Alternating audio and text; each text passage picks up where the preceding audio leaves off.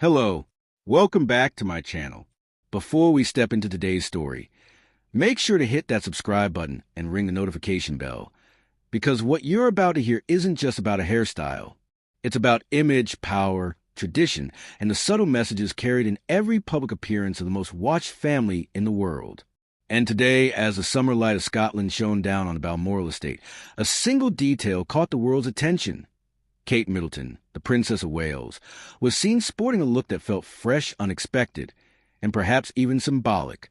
The cameras caught her inside the car, seated beside her husband, Prince William, as they made their way to a quiet country church.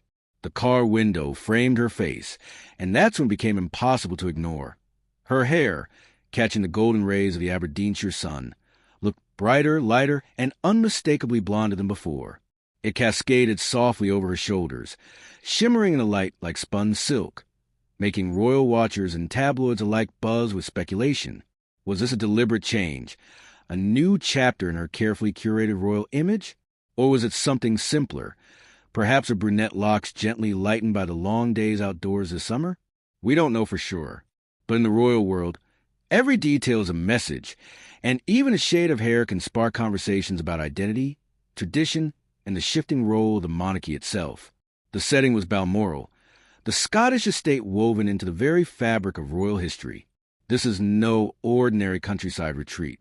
Balmoral is where generations of monarchs have sought solace, a place where Queen Elizabeth II herself spent her final summers, walking the grounds, attending the small parish church Crathie Kirk, with a quiet dignity that reflected her devotion to tradition.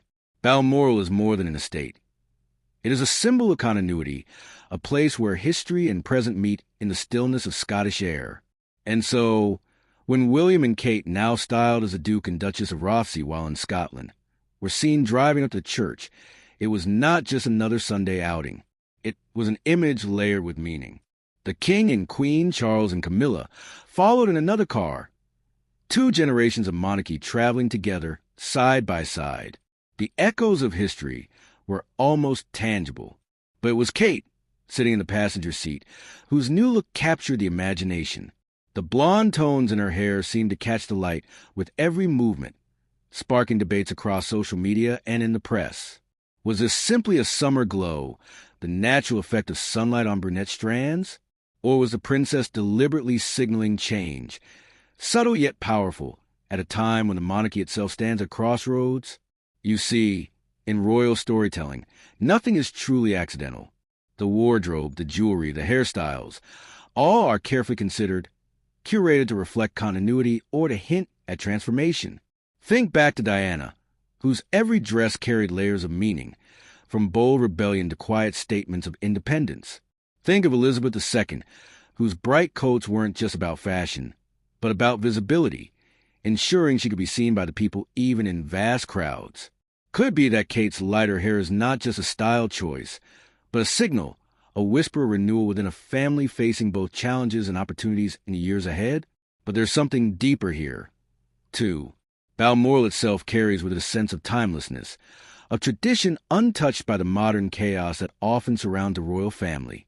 For decades, it has been a sanctuary, a place where formalities loosen, where monarchs walk in tweeds and Wellington boots, where children play without flashing cameras, and where Sunday church services are tended with quiet humility.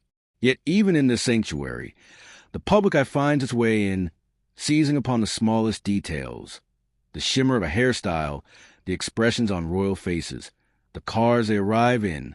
And it makes you wonder, what is it about the royal family that makes us search for meaning in even the tiniest gestures?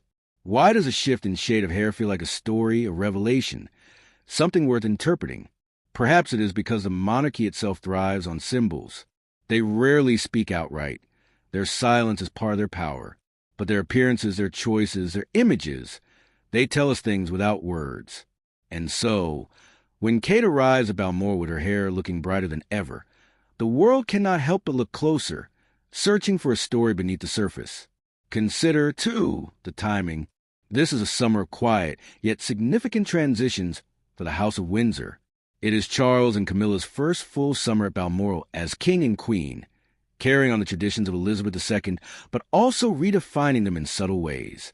William and Kate, next in line, are stepping ever more prominently into their roles as the faces of the monarchy's future. And so perhaps it is not surprising that Kate herself would embody that sense of lightness, renewal, and forward momentum, even in something as delicate as a golden tint to her hair. But let's not forget the personal, the human beneath the crown. Perhaps Kate, after a long summer of outdoor family life with her children, George, Charlotte, and Louis, simply enjoyed the rare freedom of sunlit days, the laughter of her kids, the warmth of Scotland's rare summer skies. Perhaps her hair is not a calculated message, but the trace of a mother's summer spent with her family. And isn't there something poetic about that? That even in the life of a princess, where every moment is analyzed, the simple touch of the sun might leave its mark more powerfully than any stylist could.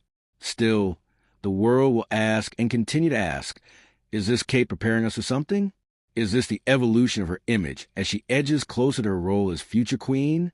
Or is it simply the glow of summer? We may never know the full truth. But the mystery is part of the fascination. And this is where the story deepens. Because while the world noticed Kate's hair, they may have missed a larger picture, the image of continuity and change, side by side, driving to Crathie Kirk. Charles and Camilla in one car, William and Kate in another. The monarchy, old and new, bound together by tradition, yet carrying very different energies. A king shaped by decades of waiting, a queen once vilified but now crowned.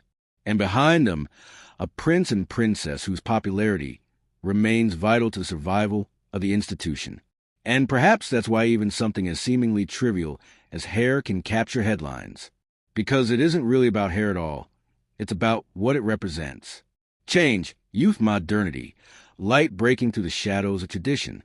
And in the quiet drive through the Scottish countryside, with the sun glinting through the car window, the Princess of Wales became once again a symbol. But is that symbol one of subtle rebellion, of independence, of transformation? Or is it one of continuity, a gentle evolution that reminds us the monarchy may bend but never break? The images from Balmoral that day may have appeared ordinary, just two cars pulling up to a small Scottish parish church, just another Sunday service. But for those who look closer, for those who understand the language of monarchy, it was much more. It was a portrait of transition, of the monarchy carrying on after the passing of its matriarch, and of a new generation carefully stepping into roles they will one day fully inherit. And at the heart of it all, the woman who will someday be queen, her hair glinting gold in the sun, became the focal point of speculation and symbolism. To understand why even something as personal as hair color matters, we need to consider the stage upon which the royals live their lives. The monarchy is theater, ritual, spectacle, and performance bound by centuries of history. Unlike politicians, royals rarely reveal their views directly. Instead, they communicate through pageantry, appearance, and image. A dress color, a choice of jewels, the placement of a brooch. These become messages, carefully read by the public and press alike. When Elizabeth II wore bright yellows or pinks, it wasn't vanity. It was visibility, her way of saying to a sea of thousands, I am here. You are seen. Your queen is with you. When Diana chose to wear bold reds and statement dresses, it wasn't just fashion. It was a declaration of independence, a message that she was her own woman, even within the confines of palace life. And now, decades later, every detail about Catherine, Princess of Wales, is examined with the same intensity. So when she appeared with lighter, golden blonde tones in her hair at Balmoral, questions erupted. Was this Catherine embracing a new era, aligning herself with a lighter, more modern image to resonate with a younger generation? Or was it simply the sun of a Scottish summer casting its spell? Either way, the fact that it sparked headlines around the world tells us everything about the fascination and the burden that comes with her role. But let's pull back the lens. Balmoral itself is a place heavy with history, a sanctuary where monarchs retreat not just for rest but for reflection. Queen Victoria and Prince Albert fell in love with the estate in the 19th century, seeing in Scotland's rugged landscapes a purity and peace absent from London's palaces. Victoria wrote about the comfort she found in its wild beauty, and her descendants carried on that tradition. It was here that Elizabeth II found respite from the pressures of rule, here that she walked her corgis, here that she mourned her late husband, Prince Philip. Balmoral became the setting where she was most human, most herself. And now it is Charles Balmoral. He arrives not as heir but as king, alongside Camilla as queen. For decades, he waited in the wings, his presence overshadowed by his mother's long reign. Now the estate is his, but the shadows of history still linger. For many, it is impossible to picture Balmoral without imagining Elizabeth II sitting in the pews of Crathie Kirk, or waving from her car as she drove the estate's winding roads. Into that legacy step William and Catherine. Their presence at Balmoral is not just a family visit. It is a rehearsal of the future, a reminder that one day they will preside over these same rituals, carrying the crown into yet another era. And so, the detail of Kate's hair becomes more than a personal choice. It becomes a metaphor, a touch of lightness, a symbol of renewal, a hint of how the next generation might shape the monarchy's image. Yet, there's a tension here. The monarchy is both ancient and modern, steeped in tradition, yet constantly pressured to adapt. Too much change risks alienating those who revere continuity. Too little change, and the institution risks irrelevance in a world that moves faster than ever. William and Catherine walk this tightrope every day. And perhaps that is why the world watches Kate's image so closely, because in her we see both the tradition of queens past and the promise of a new, evolving monarchy. Think of the contrast. Camilla, once vilified by the press, now sits beside Charles as queen, embodying stability and endurance after decades of scandal. Kate, by contrast, represents youth, modern elegance, and the future of the crown. Together, they form a bridge across generations, reminding us that the monarchy is not static but ever-shifting, adapting to survive. But the image from Balmoral was also deeply human. Kate wasn't standing on a balcony. She wasn't making a speech. She wasn't dazzling in a tiara at a state banquet. She was sitting in a car, sunlight catching her hair, her children in the back seat, her husband at the wheel. It was an intimate glimpse, a reminder that behind the pomp and duty, there is a woman and a mother navigating life under scrutiny most of us can scarcely imagine. And perhaps that is the secret of her power. Where Elizabeth embodied majesty and Diana embodied rebellion, Kate embodies relatability. She is the future queen who bends down to talk to her children at eye level, the princess who dresses in high street brands alongside couture, the royal who can make headlines for nothing more than a subtle change in hairstyle. She is both extraordinary and ordinary, and that paradox is what makes her image resonate.